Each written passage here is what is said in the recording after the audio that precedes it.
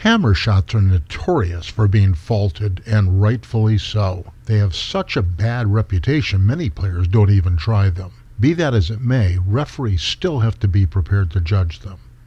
The most common faults are double taps and beveled edge or adjacent edge faults.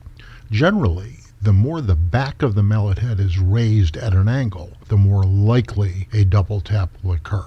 What happens in that case is the ball is being hit into the ground, the ball separates from the striking face slightly, and then the ball is hit again. Like the set of hampered shots we just saw, sound can be a big help, but can also be deceiving. We're going to look at 5 hammer shots.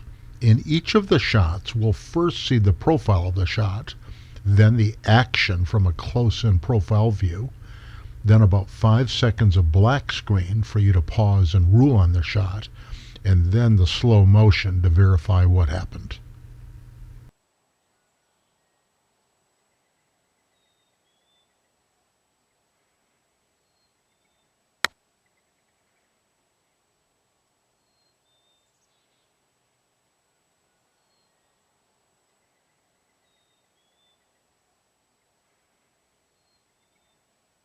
As you can easily see, shot 1 was a double tap, and interestingly a beveled edge fault as well. You only call one fault in croquet. You can see the angle of the mallet head was nearly 45 degrees. With regard to sound, I couldn't hear any elongated sound. The double tap occurred so quickly that the human ear is unable to detect it. As we continue to look, we'll see if we can draw any conclusions on the angle of the mallet as it relates to a possible fault and any sound differences.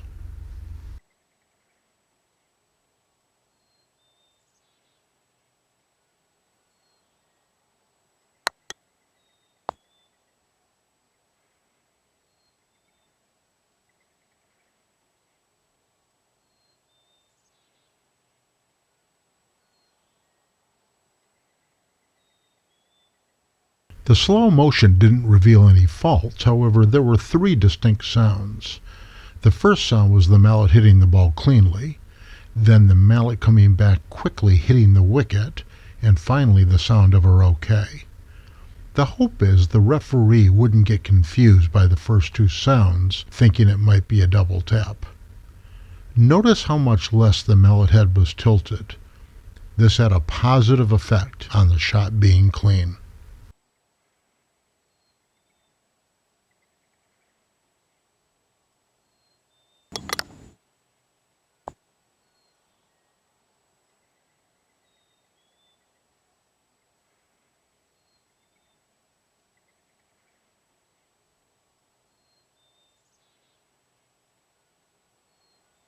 Shot 3 was a double tap. The mallet head had even a greater angle than we saw in shot 1, which was also a double tap. To add to the confusion, there were multiple sounds. First, mallet hitting wicket, the 2 close together double tap sounds, and then the croquet sound. Some referees might well have heard the double tap sounds, even with the confusion of the wicket being hit first.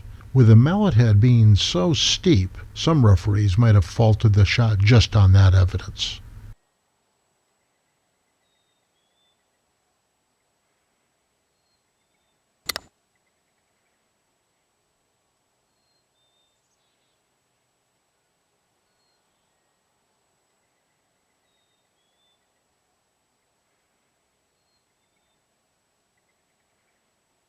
Shot 4 was just barely clean. This could possibly be a benchmark shot showing the maximum degree of angle where you might get clean results. There were 2 distinct sounds, the mallet hitting the wicket and the mallet hitting the ball. Doing several shots like this with a slow motion video camera could help in the research of the limits of the mallet head tilt and still getting a clean shot.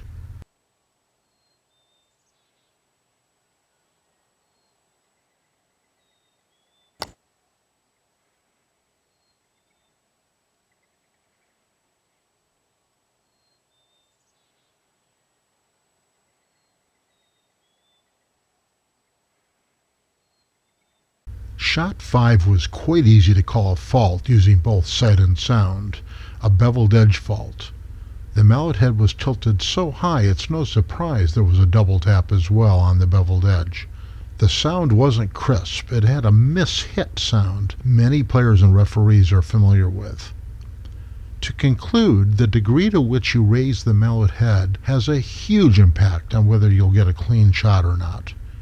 Many players are using hammer shots to jump over a ball or wicket. I would venture to say that many are faults without anyone knowing, since they're being done with far greater power and without being hampered.